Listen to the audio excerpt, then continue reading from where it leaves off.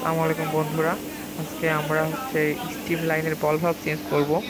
আপনারা দেখুন, এই যে চিহ্নিত স্থান, এখান থেকে অনর্গল স্টিম বের হইতেছে। আজকে আমরা এটা চেঞ্জ।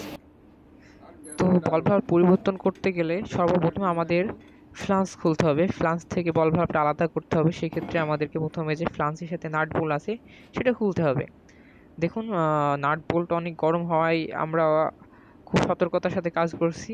যদিও আমরা হ্যান্ড গ্লোভস পরিনি, আপনারা কাজ করার শুরুতে সর্বপ্রথম হ্যান্ড গ্লোভস পরবেন। এই যে দেখুন, আমরা নাট বোল্ট খোলার পর যে বল ভাল্বের সাথে যে ফ্লাঞ্জটা আছে, এই ফ্লাঞ্জটা আপনার পাইপ রেঞ্জ দিয়ে খুলছি। আপনারা দেখুন, এই যে আমাদের প্রায় প্রায় খোলা শেষের পথে।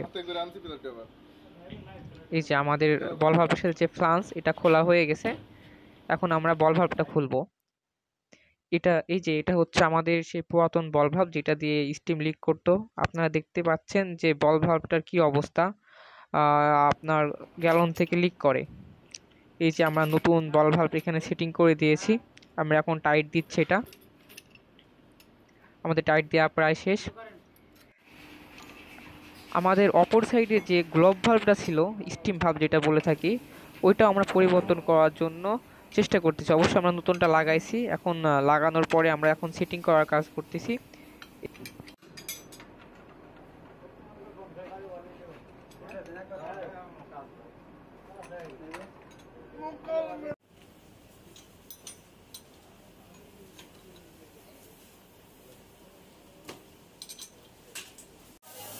এই যে বন্ধুরা, আমাদের বল ভাল্ব এবং স্টিম ভাল্ব লাগানো পুরোপুরি শেষ।